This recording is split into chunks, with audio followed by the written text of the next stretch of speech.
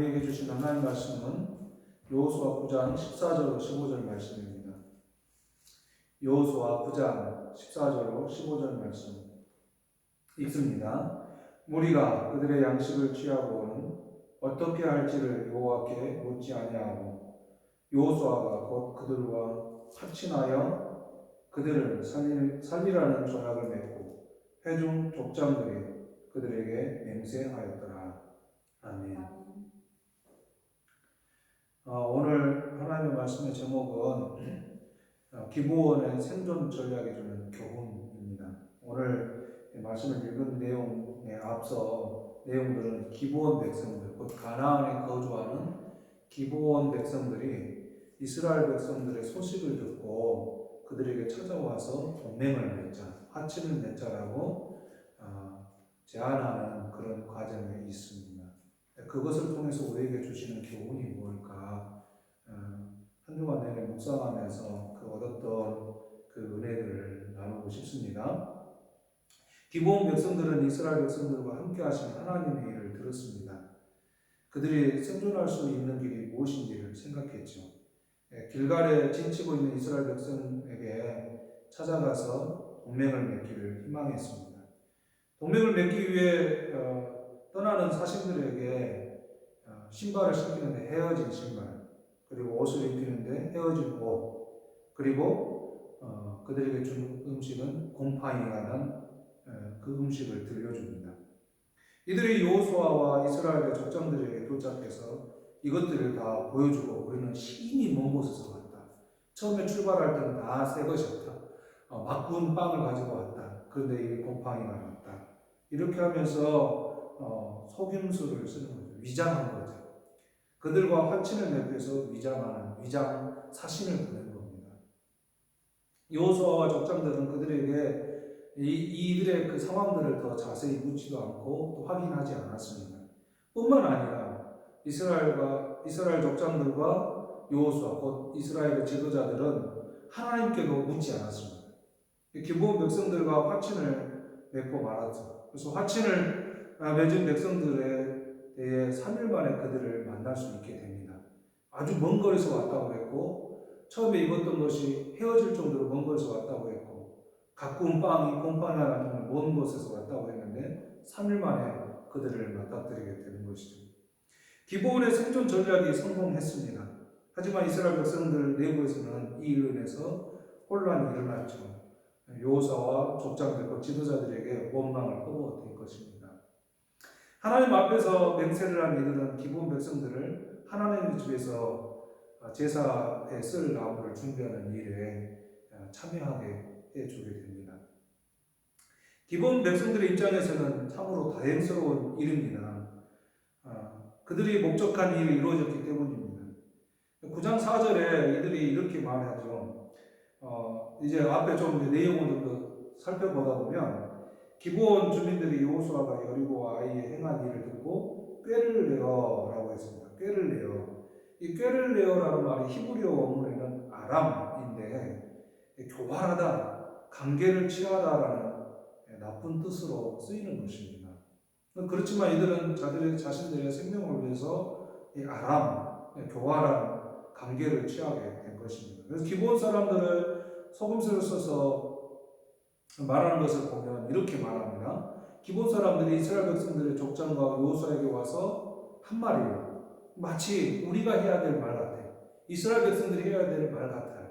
우리의 신앙 고백처럼 그들이 하고 있는 모습을 보게 됩니다. 어떤 말을 했냐면 9절 10절을 읽어보면 이렇게 말을 해요. 9장 9절로 10절 보면은 그들이 여호수아에게 대답하되 종들은 당신의 하나님 여호와의 이름으로 말미암아 신이 먼 나라에서 왔사오니. 여호와의 이름으로 먼 나라에서 왔다.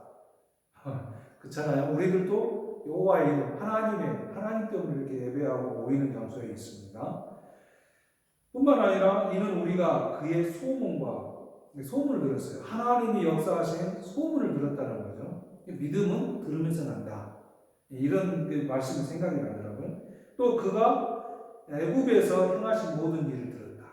하나님께서 이스라엘 백성들을 애굽에서 이끄시는 과정, 그게 뭡니까? 10개의 재앙을 통해서 이스라엘 백성들을 탈출시키는 것. 그리고 홍해를 갈라서 이스라엘 백성들을 건너게 하시고, 또 뭐라고 해야 되면 요단 동쪽, 그 요단 서쪽인 이 가나안 땅에 들어오기 전에 요단 동쪽에서 그들의 차지하고 있는 아모리 왕, 그 헤스본 왕, 시온 왕들을 물리치신 여호와 하나님에 대한 소문을 들었다라는 것입니다. 이 정도면 이들은 거의 신앙 고백과 같은, 간증과 같은 내용으로 이야기하고 있다, 이렇게 보여줍니다.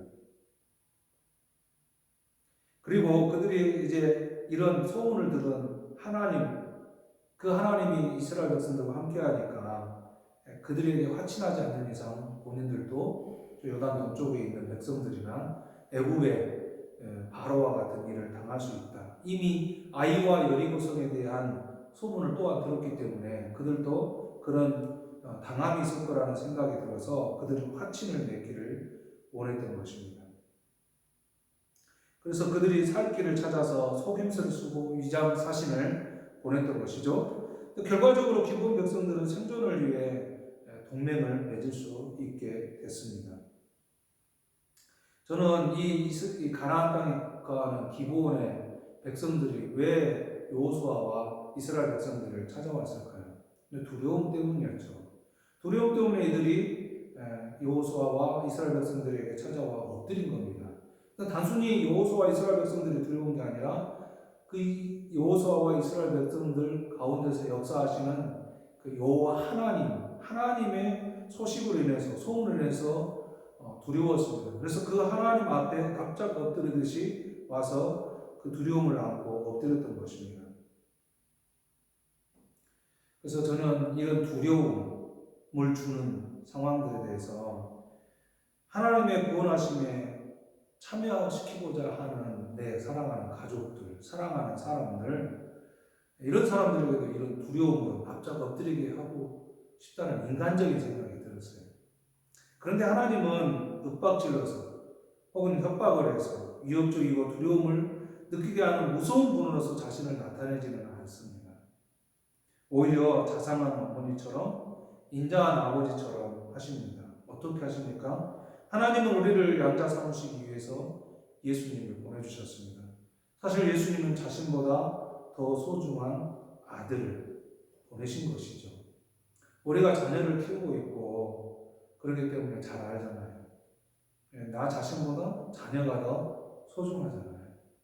그런데 하나님은 우리의 부모인 것처럼, 단순히 여호와 하나님이 아닌 우리의 부모인 것처럼, 내 아버지인 것처럼, 내 어머니인 것처럼 그렇게 자상하고 또 섬세하게 또한 인자하게 찾아와 주시는 분이십니다. 그래서 우리로 하여금 그 소중한 아들 예수 그리스도를 보내주시고 우리의 죄와 허물을 담당케 하셨던 것입니다. 그런데 세상 사람들은 뭐라고 합니까? 왜 꼭 예수여야 되냐? 꼭 예수여야 되는 이유가 있습니다. 예수님은 흠도 점도 죄도 없으신 분이십니다. 오늘 저는 흔히 이런 예를 많이 듭니다. 자주 들죠. 우리 어떤 사람들이 두 사람이 모의를 작당을 했습니다. 그래서 아람이라는 거죠. 아람. 그래서 그들이 어느 집을 강도질을 해요. 그런데 강도질을 하다가 현장에서 잡혔습니다. 현장에서 잡힌 두 사람이 왔는데 재판장 앞에 서서 하는 말에 한 사람이 제가 모든 죄를 뒤집어 쓸 테니까 죄를 풀어주세요. 지금 재판장이 뭐라고 하겠습니까? 둘 다 현장에서 잡힌 죄인들이기 때문에 풀어줄 수 없는 거죠. 죄인이 다른 사람의 죄를 담당할 수는 없습니다. 우리는 다 죄인입니다. 그렇기 때문에 우리 죄를 사할 수 있는 유일한 분은 죄 없으신 분이 대신해서 우리의 죄를 담당할 때만이 우리는 그 죄를 사함을 받을 수 있는 것입니다. 예수님이 바로 그분이세요. 하나님 우리를 창조하시고 우리와 함께 하십니다. 우리의 죄 때문에 우리가 죽어가고 있을 때에 그 죄를 사하시기 위해서 죄 없으신 예수님을 보내셔서 그로 하여금 우리의 죄를 담당케 하셨습니다. 우리가 예수님을 믿을 때에 우리의 죄를 사함받고 영원한 생명 안에 거한다는 사실 믿을 수 있었으면 좋겠습니다. 하나님은 윽박지르지 않으십니다. 하나님은 위협적으로 우리에게 다가오시지 않습니다. 하나님은 우리에게 인자하고 자상하게 당신의 아들을 내어줄 만큼 사랑하는 마음으로 찾아오셔서 우리를 사랑한다고 말씀하시고 계십니다. 그 예수님을 믿고 그 믿음 안에서 승리하는 저희들이 되기를 바랍니다. 기브온의 백성들의 속임수는 결국 그들의 말처럼 이스라엘 백성들의 종이 되었습니다. 우리가 당신들의 종과 같습니다. 하지만 기브온 백성들은 멸망을 피하고 생존하게 되었습니다. 그리고 이들은 제사에 필요한 나무를 대는 하나님의 집의 종사자가 되었던 것을 보게 됩니다. 물론 처음에는 속임수를 통해서 들어오긴 했지만 그럼에도 불구하고 그들에게는 하나님의 그 역사 안에 들어오는 백성들이 될 수 있었습니다. 네, 우리의 삶 속에 하나님의 그 역사 안에 들어서 우리의 삶이 하나님의 역사의 종사자가 됐으면 좋겠습니다. 그냥 단순히 하나님의 역사의 종사자, 이 기브온의 백성들처럼 제사할 때 쓰는 나무를 준비하는 그런 특별한 일이 아니라도 우리에게 주어져 있는 삶, 예수 그리스도를 나의 구원의 주님으로 고백하고 사는 삶, 그 삶이 바로 하나님의 그 나라의 종사자가 된다고 저는 믿습니다. 그런 삶의 자리에, 기쁨의 자리에, 행복의 자리에 다 초대되어졌음을 믿습니다. 그 받아들이고 믿음으로 살았으면 좋겠습니다. 그런 이스라엘 백성들에게 조약을 맺었는데 히브리어로 조약이라는 말이 이렇게 표현했어요. 카라트 베리트라는 말이에요. 카라트라는 것은 우리 영어에서 카트라는 말이에요. 카트. 그 다음에 베리트라는 말이 그 언약이라는 거예요. 언약. 약속한다. 그래서 엄밀하게 그 카라트 베리트를 히브리식으로 그대로 직역하면 언약을 쪼개다, 자르다는 뜻입니다. 그래서 그 짐승의 몸을 둘로 쪼개놓고 계약 당사자들이 그 사이로 지나감으로써 언약이나 계약을 맺었던 고대 관습이었습니다. 만약 계약을 위반하면 쪼갠 짐승처럼 죽임을 당한다는 의미인 것입니다. 백성들의 그 여호수아와 족장들을 제외한 백성들의 원망에도 불구하고 기브온 백성들과 맺은 이 카라트 베리트, 그 언약으로 인해서, 조약으로 인해서 그들을 3일길 안에 가나안 땅에 있었지만 그들의 방식대로 처리할 수 없었습니다. 그리고 그들과 함께하는 삶을 살게 된 것입니다. 우리는 하나님의 약속 안에 있습니다. 예수 그리스도가 우리의 구원의 주님이다라는 하나님의 약속이 담겨져 있습니다. 그래서 이것이 바로 하나님께서 우리를 위한 카라트 베리트인 것입니다. 당신의 아들을 자르게 하셔서, 내어놓으셔서, 쪼개게 하셔서 그분으로 인해서 그분이 그것을 지나갈지언정 우리를 거기에 지나가게 하지 않겠다는 것입니다. 그래서 우리로 하여금 예수 그리스도 안에서 생명이 있습니다. 그 생명을 소중히 여기고 믿음의 걸음을 걸어가는 우리가 되기를 바랍니다. 그래서 이스라엘 백성들은 나중에 이 언약 때문에 어떻게까지 하냐면 이 기브온의 백성들이 이스라엘 백성들에게 가서 언약을 맺었다, 동맹을 맺었다는 소식을 가나안 땅의 5 부족들이 듣게 됩니다. 그래서 이들이 5 부족들이 연합군을 형성해서 기브온을 침입합니다. 그랬을 때에 기브온 사람들이 그 언약을 근거로 해서 이스라엘 백성들에게, 길갈에 있는 이스라엘 백성들이 찾아갑니다. 이스라엘 백성들이 찾아가서 그들에게 이야기하니까 이스라엘 백성들이 군대를 이끌고 가서 그 연합군들을 물리쳐줍니다. 이렇게 언약이 중요합니다. 하나님으로부터 약속을 받은 우리들은 언약 백성들입니다. 하나님의 그 언약을 지킬 의무와 책임이 있는 사람들입니다. 이 땅에 우리가 살아가는 주된 목적이 하나님의 그 언약을 지키는 삶인 것입니다. 그 중에 하나가 뭐냐면 믿지 않는 사람들에게 복음을 전하는 것도 한 가지 언약인 것입니다. 그리고 그들을 지킬 의무도 책임도 우리에게 있는 것입니다. 우리가 어떻게 책임집니까? 우리가 어떻게 의무를 다합니까? 예수님을 믿고 기도하며 행여라도 그 예수님의 그 사랑에서 떨어져 있거나 멀어져 있는 이들에게 그 사랑을 나타내고 보여주는 것이죠. 물론 전에는 노방전도니해서 전도도 많이 했지만 이제는 그런 것으로 잘 통하지 않는 것 같아요. 법적으로도 요즘은 막고 있기 때문에 더욱 그렇습니다. 우리가 우리 삶을 통해서 하나님의 언약 백성의 모습을 볼 수 있는 저희들이 되기를 바랍니다. 그 위장 사신들이 왔을 때에 이제 좀 전환을 해서 이야기를 전환을 해서 이스라엘 백성들에게 좀 초점을 맞춰보겠습니다.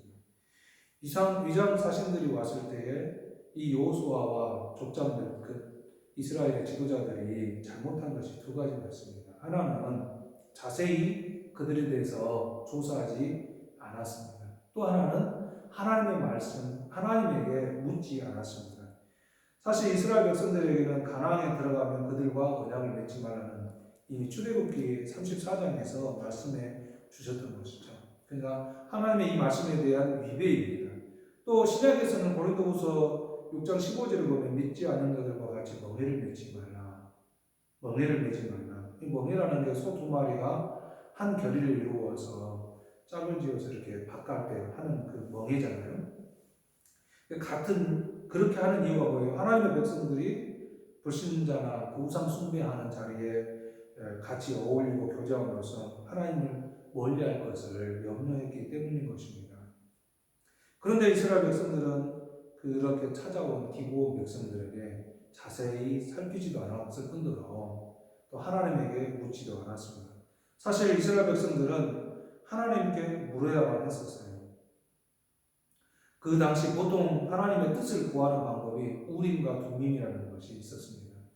제사장들이 있는 에봇에 주머니가 있는데 두 돌이 들어있습니다.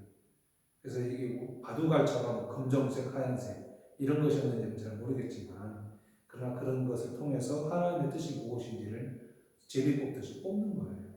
우림과 둠밈을 통해서 하나님의 뜻이 무엇인지를 확인할 수 있는 것이 있었어요. 그런데 그들은 하나님의 뜻을 확인하지 않고 기브온과 하친을 맺게 됩니다. 기브온 사람들이 그들에게 이렇게 말했어. 우리는 멀리서 왔다. 멀리서 왔다. 어떻게 멀리서 왔다고요? 그들이 처음에 입은 옷은 새 것이었고 신발도 샌들도 새 것이었고 빵도 갖고 온 것이었다. 그런데 헤어졌고 곰팡이가 났다. 먼 곳에서 왔다. 저는 그 말씀을 들으면서 이스라엘 백성들은 어떤 생각이 들었을까? 그들의 말에 어쩌면 같이 동화되어 버린 것 같은 느낌이 들어요. 세상 사람들도 우리에게 자꾸 뭔가를 하나님 없이 살 수 있다라고 막 말하면서 말하잖아요. 우리도 같이 동화되는 경우들이 있잖아요. 이스라엘 백성들은 그 말을 들으면서 기브온 백성들이 멀리 산 것 때문에 이들은 하나님과 멀어지는 하나님이 멀리 계신 것처럼 행동해 버렸습니다. 참 안타깝더라고요.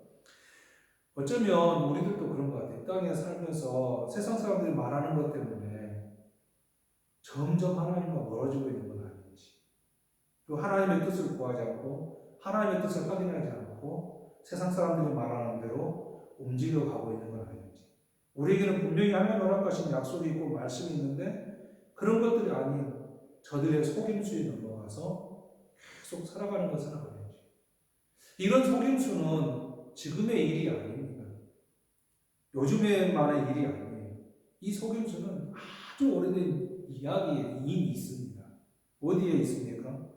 창세기 3장에 가면은 하와에게 뱀이 속이잖아요. 뱀이 속이잖아요. 그랬을 때에 하와는 뱀의 그 속임수에 넘어가서 하나님의 지금 자기 주변에 계시는 것을, 자기와 함께 계시는 것을 멀리 계신 것처럼, 지금 여기 안 계신 것처럼 판단하고 그 죄악의 결과를 먹게 되는 것입니다. 우리도 이 땅에 살아가면서 어쩌면 세상 사람들의 말에 속아서 하나님이 안 계신 것처럼, 하나님이 멀리 계신 것처럼 행동하고 싶을 때가 있지 않습니까? 그런데 이것은 단순히 우리를 믿는 사람들만 속이는 게 아니라 인생 전체를 속이는 일들입니다. 생명을 가지고 있는 사람들, 인생에 대해서 이렇게 속이는 사람들이 있어요. 하나님이 어디 있느냐? 무슨 구원이 예수에게 있느냐? 하나님은 멀리 계시고 구원은 없는 것처럼 세상 사람들은 우리를 속이려고 하고 그렇게 다가옵니다. 하나님은 우리를 구원하시기 위해서 자신보다 더 소중한 아들을 보냈다고 말씀드렸습니다. 하나님 그렇습니다. 사실 우리가 아무리 노력해도 얻을 수 없는 것들이 있지만 또 반면에 그냥 노력하지 않아도 자연스럽게 찾아오는 것이 무엇입니까? 사망이죠. 죽음이죠. 영원한 죽음입니다. 그런데 또 우리는 절대 할 수 없는 일이 있습니다. 이 영원한 죽음을 극복하는 것입니다. 그런데 하나님은 이 영원한 죽음을 극복하는 방법으로 하나님의 방식을 따라서 예수 그리스도를 십자가에 죽게 하심으로써 영원한 사망에 대한 죽음을 극복하고 계시는 것을 보게 됩니다. 그 예수님을 믿을 때에 우리가 아무리 노력해도 얻을 수 없는 영원한 생명을 얻게 되는 것입니다. 지난번에도 설명드렸습니다. 죽음을 이기는 방법. 고린도서에 가면 한 알의 씨알이 땅에 떨어져 썩어져 죽어야 그 다음 열매들이 난다라고 말합니다. 마찬가지입니다. 예수 그리스도의 십자가의 죽으심이 우리 모든 죄와 수치를 다 담당하셔서 죽어주셨습니다. 그것이 바로 우리의 영원한 생명을 얻는 길입니다. 영원한 죽음을 극복하는 길입니다. 그 예수 그리스도를 내어주시는 하나님을 가까이 하시기 바랍니다. 하나님 멀리 계시지 않습니다. 세상 사람들이 말하는 것처럼 하나님 이곳에 없는 것이 아니라 항상 우리와 함께 계십니다.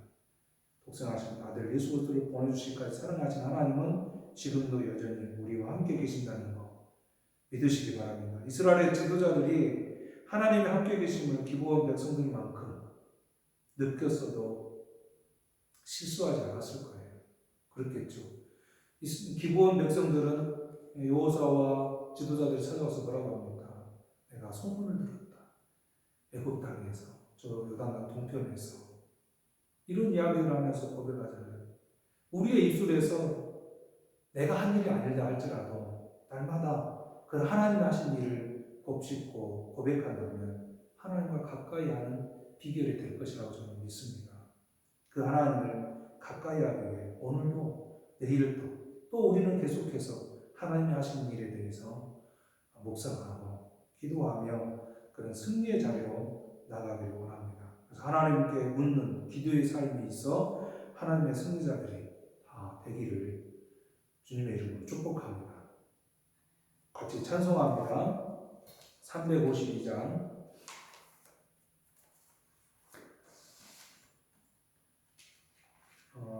325장